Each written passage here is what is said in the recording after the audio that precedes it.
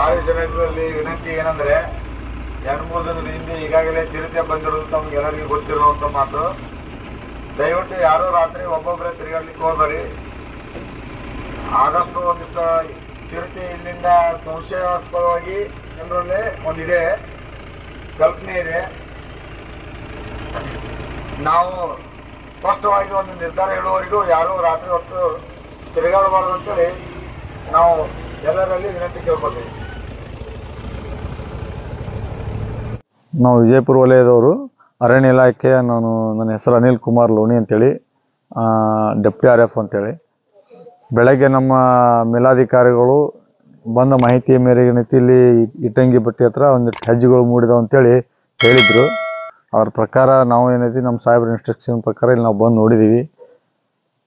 ಅದು ರಾತ್ರಿ ಹೊತ್ತು ಸ್ವಲ್ಪ ಜಾಸ್ತಿ ತಿರುಗಾಡುವಂಥ ಸಂಭವ ಜಾಸ್ತಿ ಇರ್ತದೆ.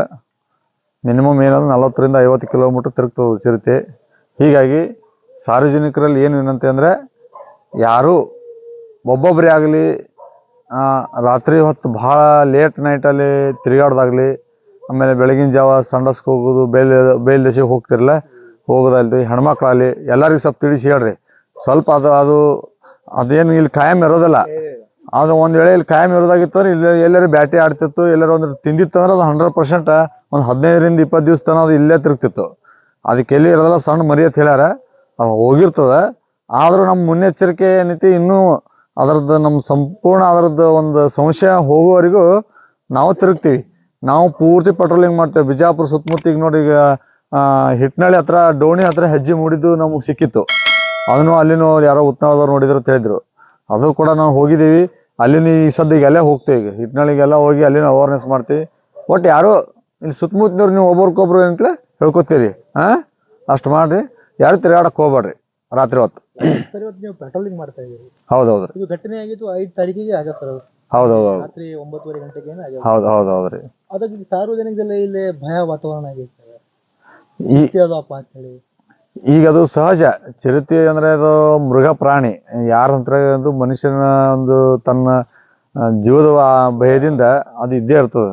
ಅದಕ್ಕಂತಲೇ ಹೇಳೇನಿ, ಈಗ ನಾವು ಅರಣ್ಯ ಇಲಾಖೆಯವ್ರದ್ದು ಏನದಲ್ಲ, ಜನರಲ್ಲಿ ಒಂದು ಮುನ್ನೆಚ್ಚರಿಕೆ ಕ್ರಮವಾಗಿ ಅವ್ರೇನೈತಿ ಜಾಗೃತಿಯನ್ನು ಮೂಡಿಸೋ ಸಂಬಂಧ ನಾವು ಇದನ್ನ ಮಾಡ್ತಾ ಇದ್ವಿ. ಬರೀ ಪೆಟ್ರೋಲಿಂಗ್ ಅಂದ್ರೆ ಉದ್ದೇಶ ಚಿರತೆ ಹಿಡಿಯೋದಕ್ಕಿಂತಲೂ ಮುಖ್ಯವಾಗಿ ನಾವು ಜನರಲ್ಲಿ ಒಂದು ಜಾಗೃತಿ ಮೂಡಿಸೋದು, ನಾವು ಮುನ್ನೆಚ್ಚರಿಕೆ ಕೊಡೋದು. ಯಾಕಪ್ಪ ಅಂತಂದ್ರೆ ಅವ್ರಿಗೆ ಗೊತ್ತಿರೋದಲ್ಲ. ಕೆಲವೊಬ್ರು ಏನು ಮಾಡ್ತಿರ್ತಾರೆ, ರಾತ್ರಿ ಹೊತ್ತು ತಿರುಗಾಡ್ತಿರ್ತಾರೆ, ಒಬ್ಬೊಬ್ಬರೇ ತಿರುಗಾಡೋದು ರೂಢಿ ಇರ್ತದೆ. ಅವಾಗ ಏನಾಗ್ತಿರ್ತದೆ ಅಂದ್ರೆ ಅದು ಅಟ್ಯಾಕ್ ಮಾಡುವಂಥ ಸಂಭವನೂ ಇರ್ತಿರ್ತದೆ. ಆಮೇಲೆ ಕೆಲವೊಬ್ರು ಜನರು ಗೊತ್ತಿಲ್ಲದೇ ಅದನ್ನ ಕೆಣಕೋದು ಮಾಡಲಿ, ಅದಕ್ಕೆ ಸಿಟ್ಟು ಬರ್ಸೋದು ಮಾಡಲಿ ಮಾಡುವಂಥ ಸಂಭವನೂ ಇರ್ತದೆ. ಆ ಉದ್ದೇಶದಿಂದನೂ ಅದು ಜನರ ಮೇಲೆ ಅಟ್ಯಾಕ್ ಮಾಡುವಂಥದ್ದು ಇರ್ತದೆ. ಹೀಗಾಗಿ ಪ್ರತಿಯೊಬ್ಬರು ಏನದಲ್ಲ, ನಾವು ಎಲ್ಲೆಲ್ಲಿ ಇರೋದಲ್ಲ ನಾವು ಮುಂಜಾಗ್ರತೆ ಮಾಡ್ತೀವಿ. ಸ್ಪೆಷಲಿ ಈ ಭಾಗ ಯಾಕಪ್ಪ ಅಂದ್ರೆ ಇದು ಬಯಲದ, ಆಮೇಲೆ ಬಳ್ಳಾರಿ ಜಾಲಿ ಭಾಳ ಅದು ಸುತ್ತಮುತ್ತೆಲ್ಲನು. ಅದು ಅಡ್ಕೊಂಡು ಕೊಡುವಂಥ ಒಂದು ಜಾಗ, ಅದು ಇರುವಂಥ ಒಂದೊಂದು ಜಾಗ. ಅದಕ್ಕೆ ಯಾವುದೋ ಕಿರಿಕಿರಿ ಇರೋದಲ್ಲ, ಅಂತಲ್ಲಿ ಬಂದು ಇರ್ತದೆ ಅದು. ಅದೇ ಮತ್ತು ಹೋಗಿ ಒಳಗಡೆ ಸಿಟಿ ಒಳಗೆ ಇರೋಂದ್ರೆ ಇರೋದಿಲ್ಲ.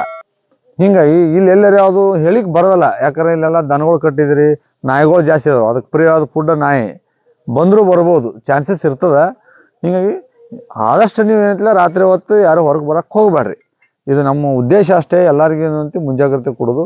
ನಾವು ಕಂಟಿನ್ಯೂಸ್ ಆಗಿ ನಾವು ಇದನ್ನು ಪೆಟ್ರೋಲಿಂಗ್ ಮಾಡ್ತೀವಿ. ನಮ್ಮದು ಈಗಾಗಲೇ ನಮ್ಮ ನಂಬರ್ನ ನಾವು ಎಲ್ಲರಿಗೆ ನಾವು ಅರಣ್ಯ ಇಲಾಖೆದೆಲ್ಲನೂ ಕೊಟ್ಟಿದ್ದೀವಿ.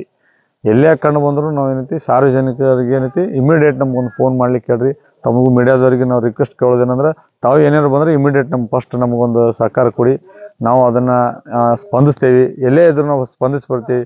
ನೀವು ರಾತ್ರಿ ಎಲ್ಲೇ ಇರಲಿ ನಮ್ಗೆ ಫೋನ್ ಮಾಡಿ, ನಾವು ನಮ್ಮ ಸದಾಕಾಲ ನಮ್ದು ಏನಂತ ನಾವು ಫೋನ್ ರಿಸೀವ್ ಮಾಡ್ತೀವಿ. ನಮ್ದು ಇರೋದೇ ನಮ್ಮದು ಇದು ಕರ್ತವ್ಯ ನಮ್ಮದು. ಆಮೇಲೆ CC ಕ್ಯಾಮ್ರಾ ಅದು ಇಲ್ಲೆಲ್ಲರೇ ಮುಖ್ಯವಾಗಿ ಎಲ್ಲರೂ ಹಾಕಿದರೆ ಅವಾಗ ಚೆಕ್ ಮಾಡ್ಕೋತೀರಿ. ಯಾಕಂದ್ರೆ ನೀವು ರಾತ್ರಿ ಎದ್ದಿರಲ್ಲ, ಹೋಗಿರುವಂಥ ಚಾನ್ಸಸ್ಗಳು ಇರ್ತಾವೆ. ಅಂಥ ಕ್ಯಾಪ್ಚರ್ ಆಗಿರ್ತದೆ. ಅಂಥ ಏನಾರು ಇದ್ರೂ ಕೂಡ ನಮ್ಗೆ ಮಾಹಿತಿ ಕೊಡ್ತಾ ಇರಿ. ಇಷ್ಟೇ ಯಾರು